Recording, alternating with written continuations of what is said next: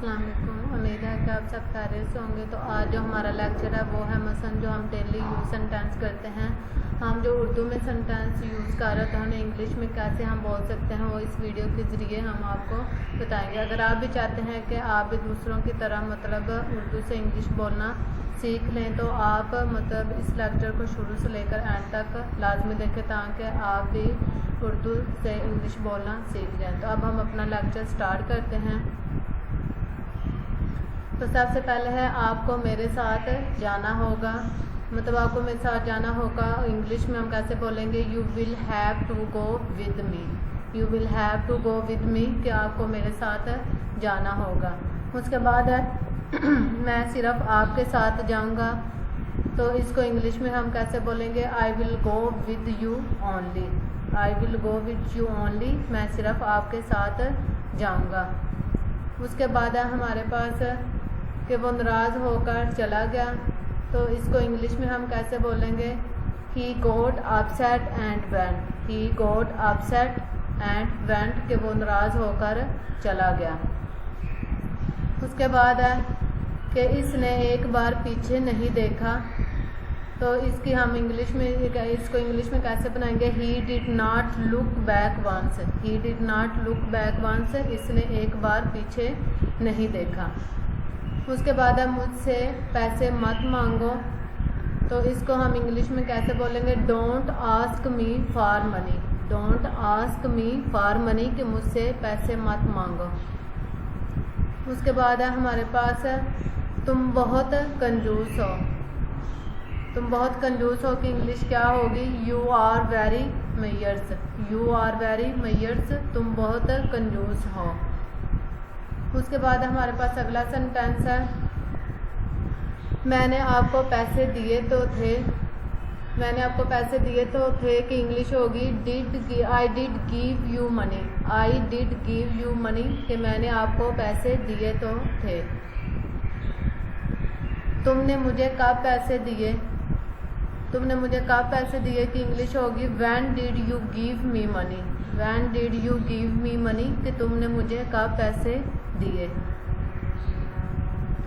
उसके बाद हमारे पास मुझे गाड़ी खरीद के दो, तो मुझे गाड़ी खरीद के दो की इंग्लिश होगी bye me uh car.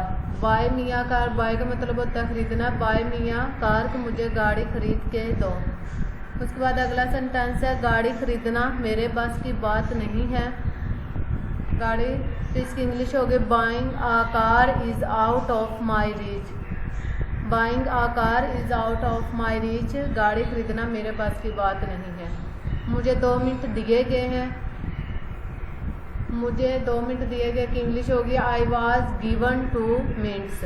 I was given 2 minutes, मुझे 2 मिनट दिए गए हैं। 10 मिनट लगे। 10 मिनट लगे को हम इंग्लिश में कैसे बोलेंगे, it took 10 minutes. It took 10 minutes, 10 minute लगे। तुम इतने ज़िद्दी कभी नहीं थे। तुम इतने ज़िद्दी कभी नहीं थे कि इंग्लिश क्या होगी, you were never this stubborn. You were never this stubborn, तुम इतने ज़िद्दी कभी नहीं थे। मुझे गुस्से से मत देखो।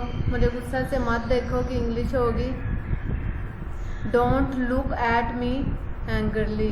Don't look at me angrily कि मुझे गुस्से से मत देखो। तुम में से एक को जाना है, मतलब तुम में से एक को जाना। अगर आप 2 हैं तो आप कहते हैं कि तुम में से एक को जाना है, तो इसकी इंग्लिश में हम कैसे बोलेंगे, one of you has to go. One of you has to go, तुम में से एक को जाना है। वो मन ही मन में खुश था, तो मतलब अगर कोई दोस्त वगैरह या कोई, तो उससे हम कहते हैं वो मन ही मन में खुश था। He was inwardly happy. He was inwardly happy, वो मन ही मन में खुश था। शर्माओ मत, मतलब कुछ ऐसे फ्रेंड्स होते हैं जो शर्मीले होते हैं या छोटी छोटी बात पे, तो हम कहते हैं शर्माओ मत। डोंट बी शे। शे का मतलब होता है शर्माओ। डोंट बी शे, शर्माओ मत। बात करने से शर्माओ मत, मतलब जो बात है उसे कहो, बात करने से शर्माओ मत। डोंट बी शे ऑफ स्पीकिंग। डोंट बी शे ऑफ स्पीकिंग, बात करने से शर्माओ मत। उसके बाद है अब बताने का क्या फ़ायदा, मतलब कोई ऐसी बात जो अब वो टाइम गुजरे तो कहते हैं अब बताने का क्या फ़ायदा। What's the use of telling now, what's the use of telling now, अब बताने का क्या फ़ायदा। अब तुम जा सकते हो, मतलब अगर आपका काम हो गया तो आप कहते हैं कि अब तुम जा सकते हो। Now you can go, now you can go, अब तुम जा सकते हो। उसके बाद हमारे पास सेंटेंस मैंने किसी को चीखते हुए सुना, मैंने किसी को चीखते हुए सुना की इंग्लिश क्या होगी, आई हेयर्ड समवन स्क्रीमिंग, आई हेयर्ड समवन स्क्रीमिंग, मैंने किसी को चीखते हुए सुना। आपके पास क्या नहीं है, मतलब आप कहते हैं अपने फ्रेंड्स को या किसी को कि आपके पास क्या नहीं है। What don't you have, what don't you have, आपके पास क्या नहीं है। इसे घर लाया गया, तो इसे घर लाया गया कि इंग्लिश होगी he was brought home, he was brought home, इसे घर लाया गया। उसके बाद हमारे पास अगला सेंटेंस है कि मेरी मजबूरी थी, तो मतलब आप किसी फ्रेंड से कहते हैं कि ये मतलब अगर मैंने बात की तो ये मेरी मजबूरी थी। It was my conclusions, it was my conclusions, ये मेरी मजबूरी थी।